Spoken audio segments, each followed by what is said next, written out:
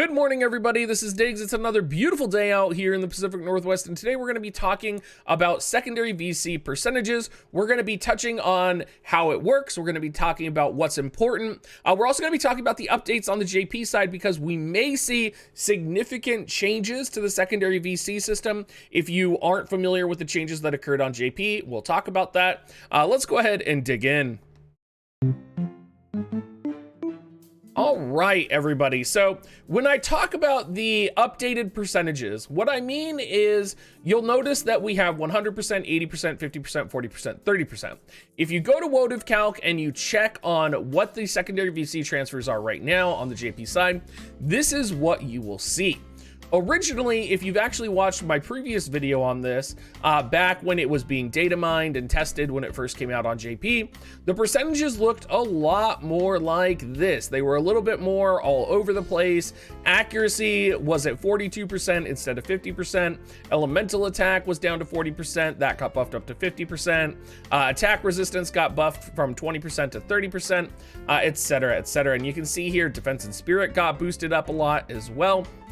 So if you are looking at this video or you're looking at another video and you're seeing conflicting information on secondary VC stat transfers, the reason why is because there was a original version launched on the JP side, and then they got an update which updated it to this simpler, easier to understand system.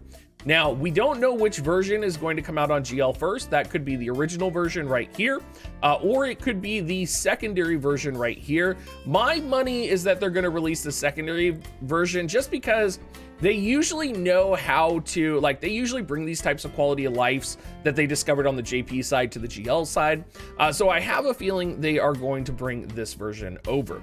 If you maybe watched another video on this or watched my previous video discussing the original percentages, most of that information is basically still the same, but we're still going to go through everything and talk about it again because secondary VCs are coming up now. They're coming up soon. They'll be here in the next 2 weeks, and they are very important for you to understand. Now, what does this look like? What's important? What are secondary VCs? Well, secondary VCs are going to be a second vision card that you are able to set on your unit, and those party abilities are going to be able to be still shared in those secondary slots. You're also going to be able to stack multiple party abilities. What does that look like? For example, I could set two-headed dragon in my primary slot, in my primary VCs, and I can get that 2,500 damage up.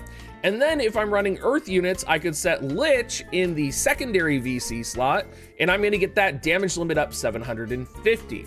Now, I can't put a third or a fourth damage limit up VC in. You can only have one party buff of the effect in each of the primary and secondary effects, but you are going to be able to stack effects in that way.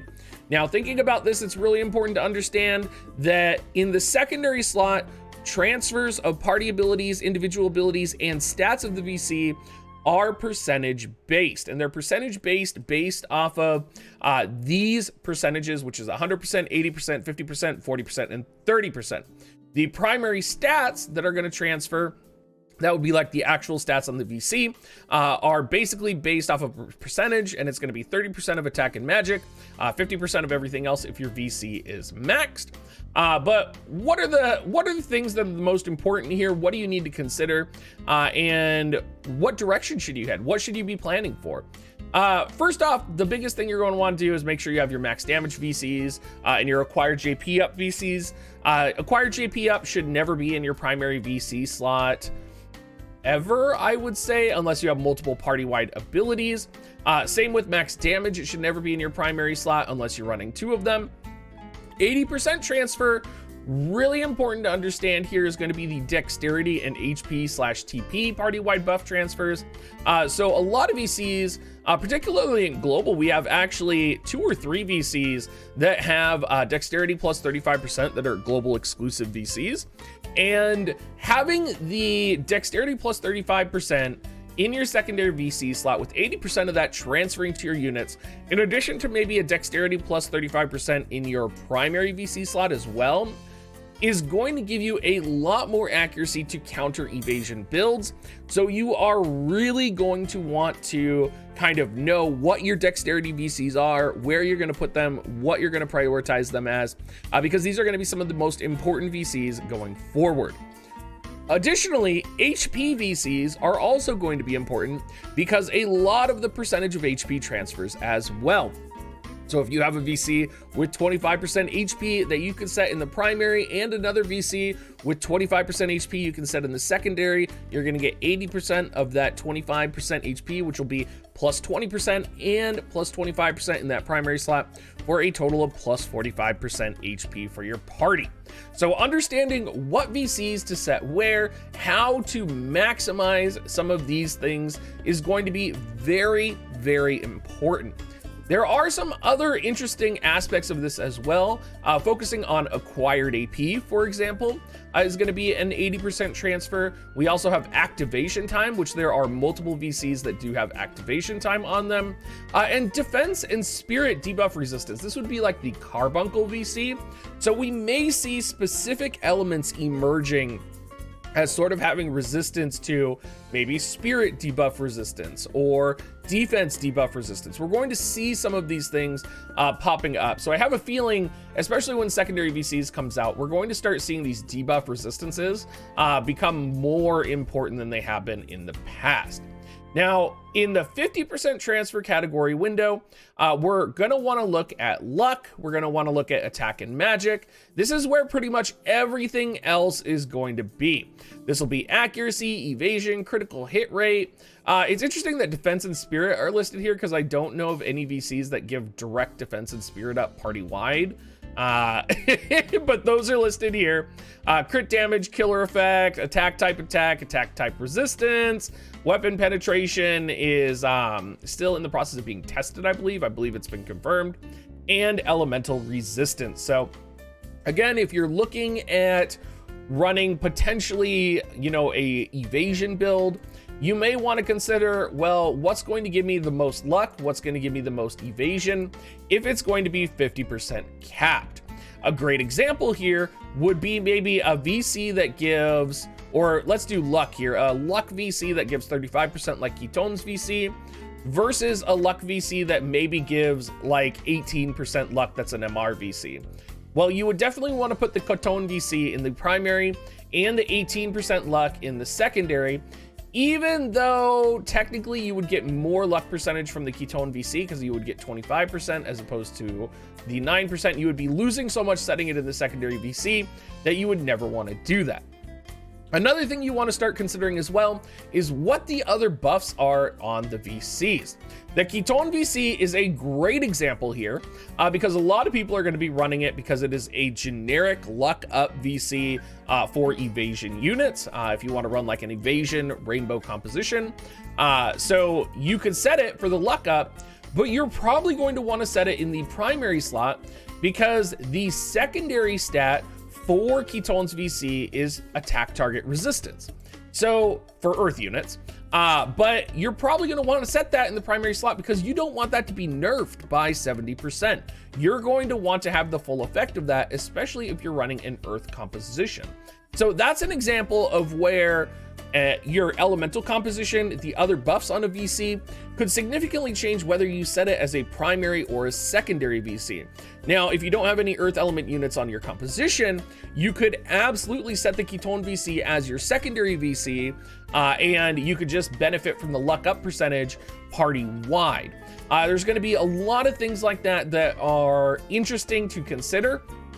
One thing that I'm really happy about is that evasion is down here on the 50% with luck. One thing I think is interesting though is that accuracy is down here on the 50%, while dexterity is up here in the 80%. So I think we're going to be probably crunching some numbers in the future to figure out whether or not it's worth it to put potentially an accuracy VC in a primary slot or a secondary slot or both. which one it's going to be versus, you know, do you sacrifice a dex up VC? I would say most of the time you probably don't sacrifice a dex up VC, but it's interesting that dex and accuracy are on different percentage tiers and luck and evasion are on the same percentage tiers. It's just one of those things that you notice as you're going through here. Finally, we do have a 40% transfer for enmity and hate and a 30% transfer for single target resistance and AoE resistance. I think this is really important because there's a lot of VCs that are going to dictate with this as their secondary ability, where you put them, whether it's primary or secondary. Ketone was a great example for earth units. Another great example is going to be Ildira's VC, which gives area of effect resistance and also gives water units dexterity up 35%. Going to be really good to see. You also have other VCs that give HP up. You have other VCs that give accuracy up and single hit resistance, like Odin, right? There's going to be a whole lot of things that we're going to be exploring with secondary VCs. It'll be really interesting to see the type of hybrid builds that people come up with. Now, just to show you this in practice, this was from my previous video. I did update the percentages here to show kind of how things would transfer. You have the basic stat transfer of the attack and the magic of 30%. So Calum has 92 attack, 80 magic. So we're going to get 27 attack, 24 magic given to our individual unit. HP is going to be 50% when it's max awakened. 346 total HP. We're going to get 173 HP on Calum. And then we're going to have the party-wide ability of dexterity up 35%.